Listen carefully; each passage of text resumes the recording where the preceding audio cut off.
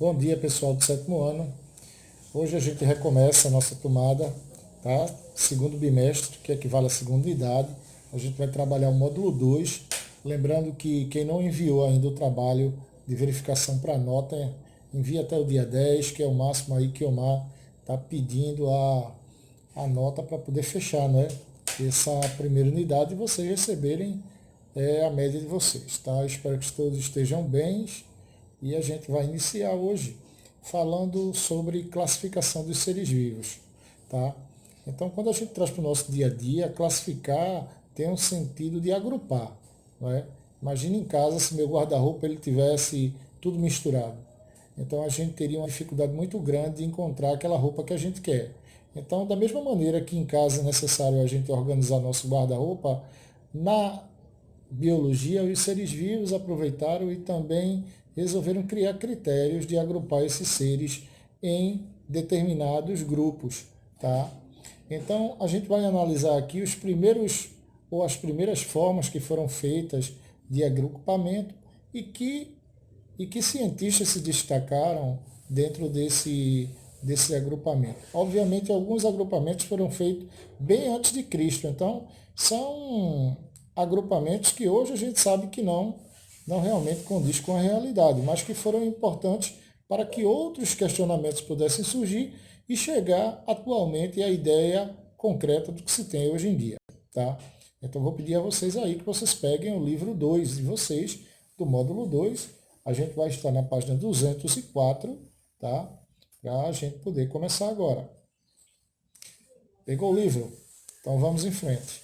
Então, pegando o livro na 204, a gente vai ver aqui, primeiramente, que desde a antiguidade os organismos vivos foram sendo organizados e classificados, tá? Em diferentes grupos. Agora, essa classificação era baseada de acordo com a necessidade ou objetivo que se tinha do estudo desses seres vivos. Vamos pegar aqui um grande filósofo e cientista, tá? Que é o Aristóteles. Aristóteles ele vive em 384 a.C. a 322 a.C. Tá? E a ideia de Aristóteles, pelo menos dentro da biologia, foram várias. A gente vai pegar esse exemplo que está aqui no nosso livro, que ele coloca que Aristóteles ele classificou os organismos em três grupos. Tá? Inicialmente ele classifica em três grupos, de acordo com a sua importância no mundo. E aí, quais foram esses três grupos que ele colocou? Primeiramente, o primeiro nível, ele dividiu em três níveis. Então, a gente tem o primeiro nível. Desse primeiro nível estavam os vegetais, ou seja, seriam aqueles seres vivos que tinham capacidade de se nutrir, tá? Ou produzir o seu próprio alimento. Então, ele cita aí as árvores. Não é? Hoje a gente sabe que os seres produtores, não é, que são responsáveis por grande produção de gás oxigênio, e através da fotossíntese ou do processo fotossintetizante, são representados pelos fitoplânctons, que em maior massa que se encontra geralmente nos oceanos, né? Apesar de que as árvores também contribuem, mas fitoplâncton que é o maior ou um dos maiores ou se não o maior produtor de gás oxigênio aqui na atmosfera. Porém, ele classifica esses vegetais como os primeiros seres que a ter capacidade de se nutrir. Logicamente, levar em consideração que essa visão que Aristóteles tinha é uma visão antiga, né? Você vê aí que ele vê de 384 a.C., não é uma visão bastante antiga. O segundo nível, ele coloca, era um nível onde estava classificado com os animais. Lá eu vou encontrar os animais, tá? E a característica que ele tinha de animal era aqueles seres vivos que iam de encontro ou precisavam de alguma maneira obter o seu nutriente, né? Ou obter o seu alimento. E também ele se baseava de acordo a reproduzir, capacidade de reproduzir, e também apresenta sentidos, seres que apresentavam sentidos.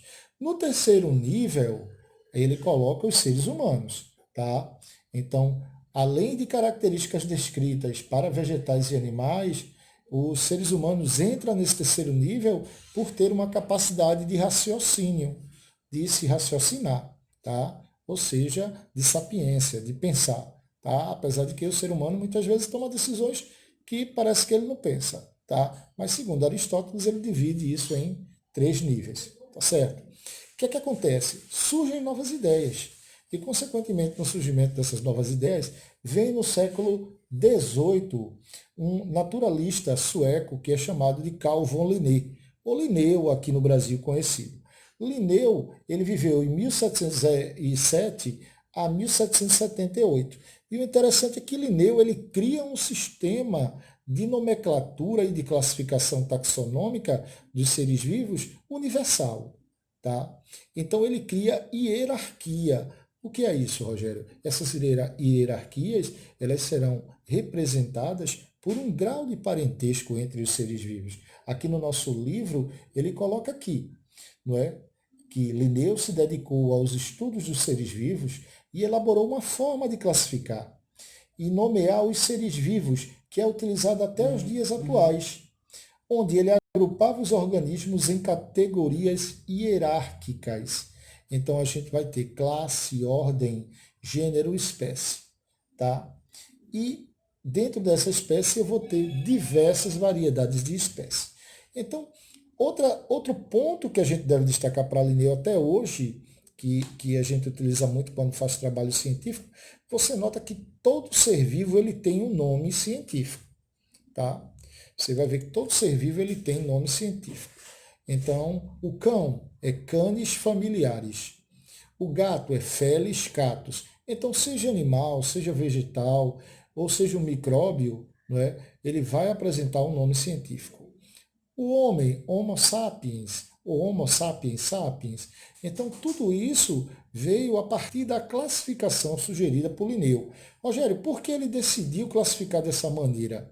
Imagine o seguinte, imagina que naquele tempo não se havia rede de internet, não se havia computadores que pudessem levar informação rápida como a gente tem hoje. Então, muitas vezes, eu como cientista, encontrava um animal aqui e dava um nome a ele, enquanto outra pessoa encontrava esse mesmo animal e dava outro nome. Então, acabava o animal, o mesmo animal, apresentando várias denominações. E aí, quando ele era citado, se pensava que não era aquele outro. Então, ele deu um basta nisso, tá? Tentando, de forma científica, mostrar que todo ser vivo catalogado, ele deveria ter, de forma padronizada, uma nomenclatura universal. Tá? Daí o nome, sistema binomial ou sistema binominal. Tá? Ou seja, os seres vivos, na visão de Linneu, deveriam ter no mínimo dois nomes, tá? Geralmente de origem latina. Bom, aqui a gente vai para 205 e na página 205 a gente vê que na época de Linneu eram reconhecidos apenas três reinos, tá? Então, reinos dos componentes do ambiente. Então a gente tinha naquele tempo reino mineral, reino vegetal e reino animal. Então, na realidade, reino mineral, não é? Que depois de um certo tempo isso some. Tá? Reino foram denominações dadas aos seres vivos. Ele coloca aqui que esse estudioso descreveu e catalogou cerca de 5.000 espécies de animais e 7.000 espécies de vegetais. Tá? Então, ele teve uma boa contribuição em relação a esses estudos, tanto ligado com a fauna como a flora. A classificação, bem como as relações evolutivas dos seres vivos, pode ser representada em um esquema, onde esse esquema ele demonstra um grau de parentesco entre os seres vivos.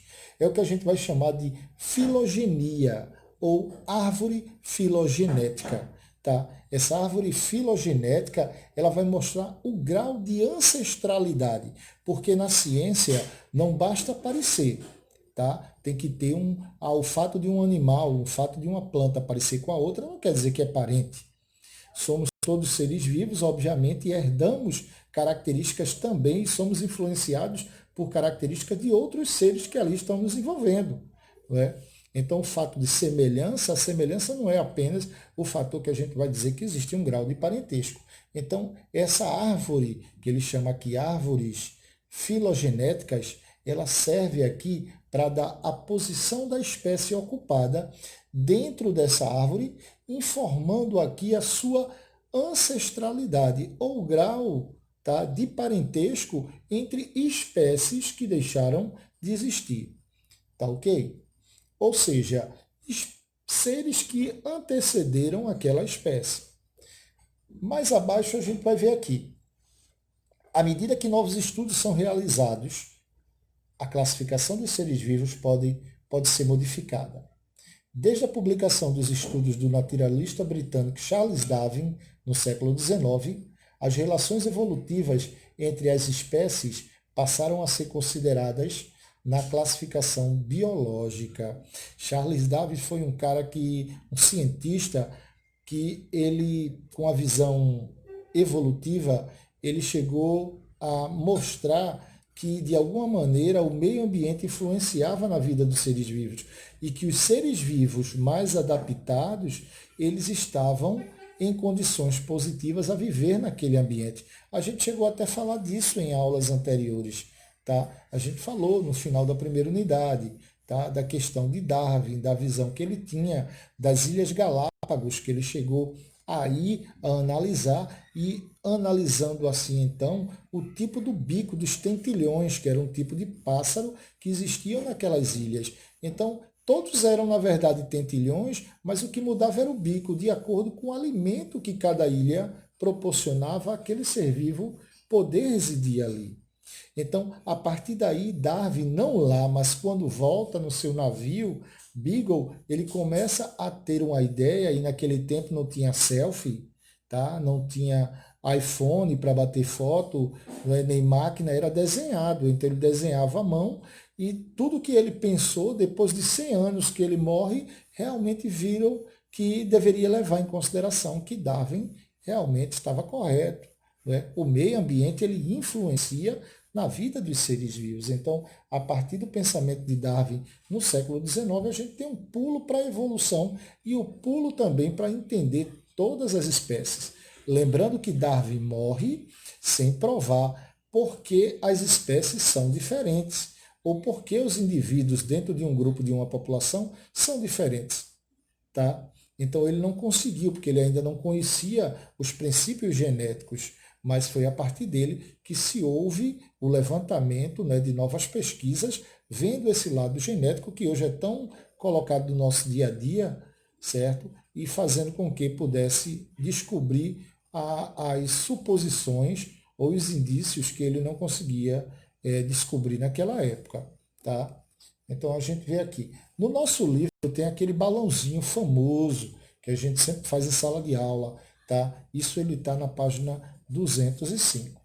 E ele bota aqui, a árvore filogenética também considera quando as espécies surgiram. Observando o diagrama acima, que espécie provavelmente surgiu primeiro? Tá? Ele quer aqui que a gente tenha uma noção. Então, a espécie que surgiu primeiro, a gente vai aqui, ó, espécies atuais. Aí ele bota, né? Você vai interpretar e você pode responder aqui, analisando, que a espécie A é a mais antiga das atuais, porque ela é a primeira que surge lá, tá certo? Então, a espécie A é a mais antiga dentro dessa questão aqui, ou dentro desse diagrama. Lembrando que esse diagrama aqui ele vai ser usado no nosso ensino fundamental, ele vai ser usado no nosso ensino médio a nível de interpretação. Ok? Hoje a gente vai parar aqui na página 205. Tá? Eu vou deixar aqui a atividade para vocês, só para não ficar de bobeira. Eu quero que vocês façam a página 212. A 212 dá para a gente fazer, tá? Eu vou colocar aqui. Hoje é dia 9/6, tá? E eu quero que vocês façam isso depois para casa. E aí na próxima aula a gente corrige essa atividade e aí a gente vai ver os reinos de seres vivos, tá ok? Lembrando, quem não mandou o trabalho, manda esse trabalho para mim, certo? A partir de amanhã eu estou dando ok a Omar, dos trabalhos que eu recebi e as notas que esses trabalhos tiveram, ok? Então fica com Deus, estuda aí e bons estudos.